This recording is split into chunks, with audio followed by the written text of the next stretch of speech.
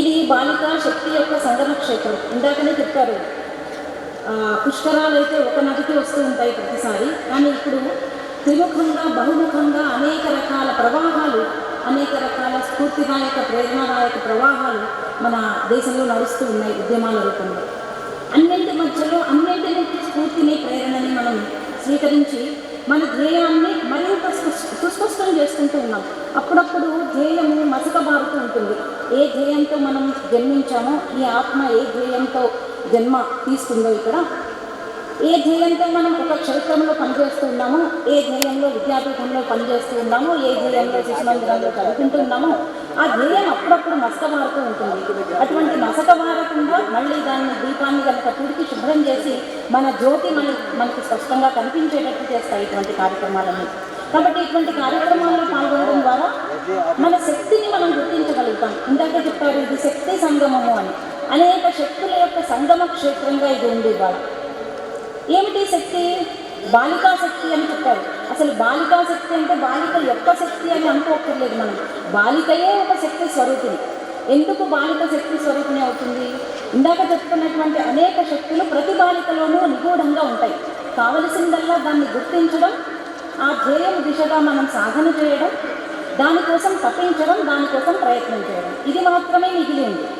ధ్యేయము ఒక బీజ రూపంలో ప్రతి మనిషి, ప్రతి విద్యార్థి గుండెలోనూ మనస్సులోనూ నిబిడీకృతమై ఉంటుంది.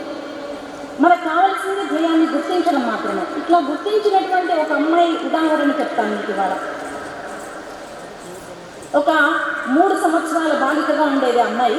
పేరు మీకు కథ పూర్తయ్యేటప్పటికి తెలుస్తుంది, లేకపోతే చెప్తాను. ఆ 3 సంవత్సరాల బాలిక యొక్క తండ్రి ఒక సర్కస్లో మ్యాజిక్ కార్డ్ ఆడిస్తూ ఉంటాడు. ఆ ట్రికీ కార్డ్ అన్నమాట. ఆ కార్డు యొక్క ఆడించడంలోనే ప్రయత్నంగా బాలికకి, తన కూతురికి నేర్పిస్తూ ఉంటాడు. ఆ నేర్పించడంలో అతను గుర్తించినటువంటి ఒక అద్భుతమైన విషయం ఏంటంటే, ఆ అమ్మాయికి చాలా అమేజింగ్ మెమరీ పవర్ ఉంటుంది. అద్భుతంగా గుర్తుపెట్టుకుంటుంది. ఒక్కసారి వింటే ఇంకా మర్చిపోదు. ఆ మర్చిపోని విషయం ఒక్కసారి విన్న విషయం ఆమె కళ్ళ ముందర పిక్చర్గా కనిపిస్తూ ఉంటుంది. ఈ విషయాన్ని గుర్తించినటువంటి తండ్రి ఆ అమ్మాయికి కొద్దిగా ప్రోత్సాహకరంగా ట్రైనింగ్ ఇవ్వడం మొదలుపెట్టాడు. 3 సంవత్సరాల బాలిక, వినండి.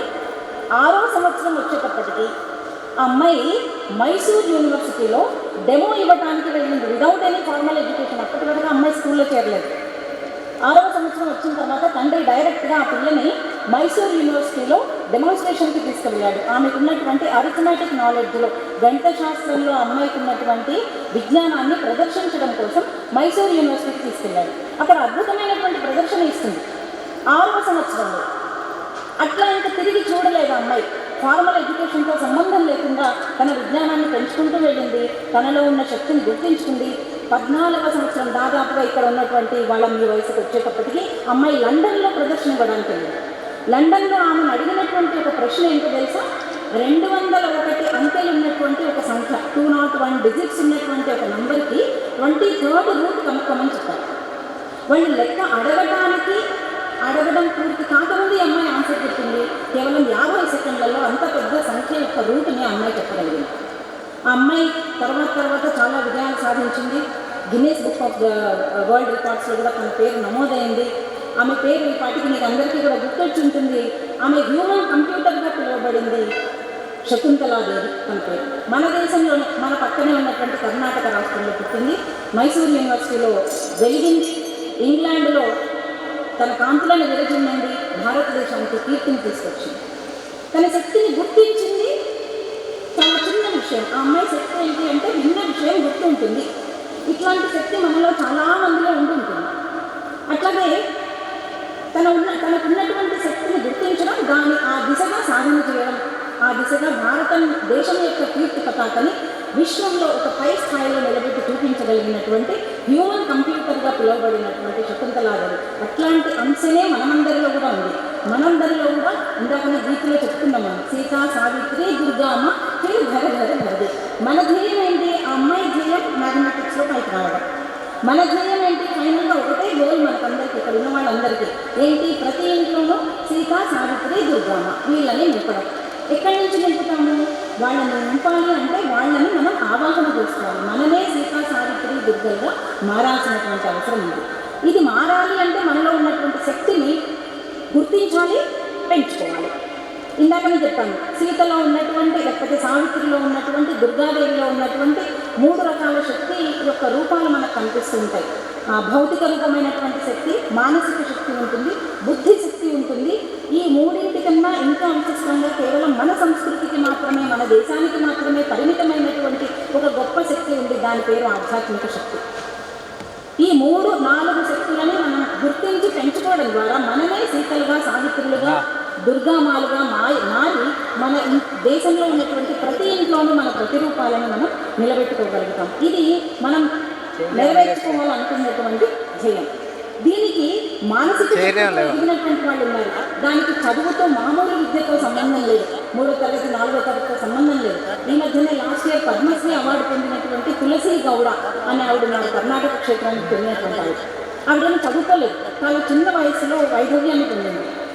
ఆమెకు ప్రకృతి అంటే ప్రేమ, తనలో ఉన్నటువంటి శక్తి ఏంటో ఆమె గుర్తించింది. ప్రకృతి పట్ల ఆరాధన, ప్రకృతి ప్రేమ, ప్రకృతిని సంరక్షించేటువంటి విద్య, ఇది ఆమె యొక్క శక్తి. ఈ విద్య ఆమె శక్తి.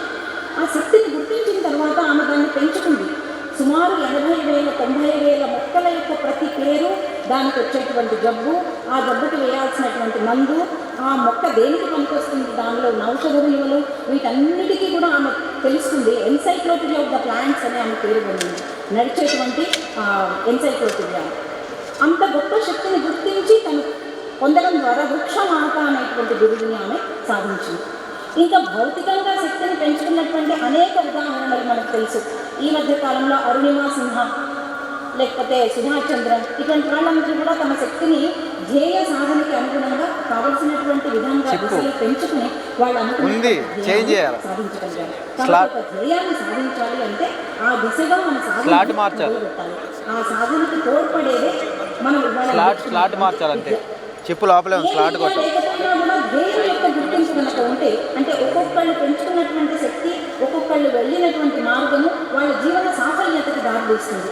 ఈ వృక్షమాత అని చెప్పాను ఇందాక తులసి గౌడ అని, ఆవిడ జీవన సాఫల్యం పొందింది ఆ వృక్షాలను ప్రేమించడం ద్వారా, ప్రకృతితో మమేకమవడం ద్వారా. భారత కీర్తిని విశ్వ పతాకం స్థాయిలో ఎగరవేయగలిగింది ఇందాక చెప్తున్నటువంటి శకుంతలాదేవి. ఇట్లా అయిపోవచ్చింది 30 సెకండ్స్. ఒక్కొక్కళ్ళ శక్తి దేశం యొక్క విజయాన్ని పెంచుతుంది, ఒక్కొక్కళ్ళ శక్తి భవిష్యత్ తరాలకు మార్గదర్శనం అవుతుంది. అట్లాంటి వాళ్ళలో మనం ప్రముఖంగా చెప్పుకోవాల్సినటువంటి పేరు లక్ష్మీబాయి కేళకర్ అనేటువంటి అని చెప్తారు. రాష్ట్ర సేవికా సమితిని స్థాపకురాలుగా. వారేమీ ఫార్మల్ ఎడ్యుకేషన్ లేదు, వ్యక్తిగత జీవితంలో విపరీతమైనటువంటి కష్టాలు ఉన్నాయి.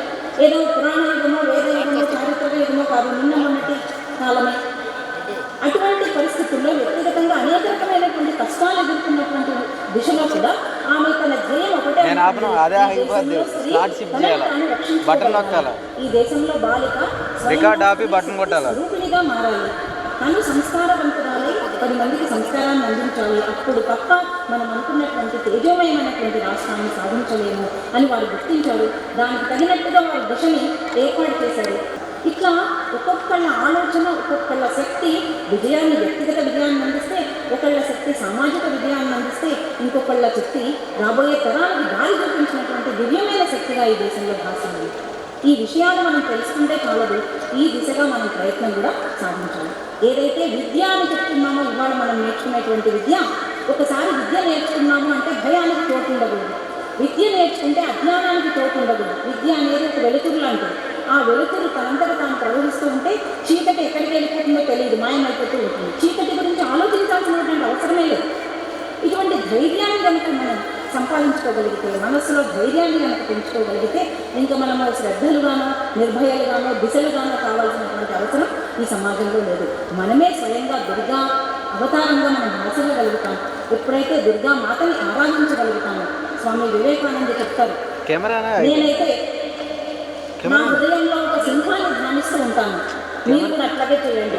సింహం యొక్క ధైర్యాన్ని మీ మనస్సులో కనుక ధ్యానం చేసి, లయన్స్ హార్ట్ అంటారు అది కనుక ధ్యానం చేయగలిగితే అక్కడ దుర్గలుగా మనం మారచ్చు. మన భారతదేశాన్ని సంరక్షించుకోవడంతో పాటు మన సంస్కృతి విలువలను సంరక్షించుకుంటూ మనము ప్రతి ఇంటిలోనూ ఇందాక చెప్తున్నటువంటి ధ్యేయ సాధనలో మనం కూడా భాగస్వామ్యం కావచ్చు.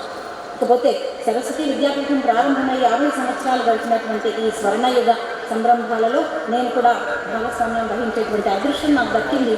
ఈ విద్యాపీఠం ప్రారంభమై సరస్వతి శిశు మందిరాలు ప్రారంభమైనప్పుడు 73లో చెప్పారు ఇందాక. అప్పటికి దాదాపుగా నేను ఒక 6-7 తరగతుల్లో ఉన్నాను చిన్నప్పుడు. మా నాన్నగారు బాధపడుతూ ఉండేవారు, అరే ఇంకా చిన్నపిల్ల అయి ఉంటే శిశు మందిరంలో చదివించే వాళ్ళం కదా అని. అప్పటికి నేను చదువుకునేటప్పటికి శిశు మందిరం ప్రారంభం కాలేదు. తర్వాత శిశు మందిరంలో నాకు భాగస్వామ్యం దొరకలేదు. ఎప్పటికప్పుడు అందరినీ జాబిల్లి గారి ముందుకు వెళ్తూ ఉండి నేను వెనకాల వస్తున్నాను. నాకు ఎక్కడా కూడా భాగస్వామ్యం దొరకలేదు. నేను చాలాసార్లు అనుకుంటూ ఉండేదాన్ని, అరే నేను పని చేయలేదు శిశు మందిరంలో. అటువంటి మొర బహుశా ఆ అమ్మవారికి ఉన్నదేమో. ఇవాళ ఈ స్వర్ణ ఉత్సవాలలో నాకు చిన్నపాటి భాగస్వామ్యం కల్పించినందుకు ఆ అమ్మకి శతగా నమస్కారాలు తెలియజేసుకుంటూ ఈ అవకాశాన్ని నాకు ఇచ్చినటువంటి పెద్దలకి కృతజ్ఞతలు తెలియజేసుకుంటూ సెలవు.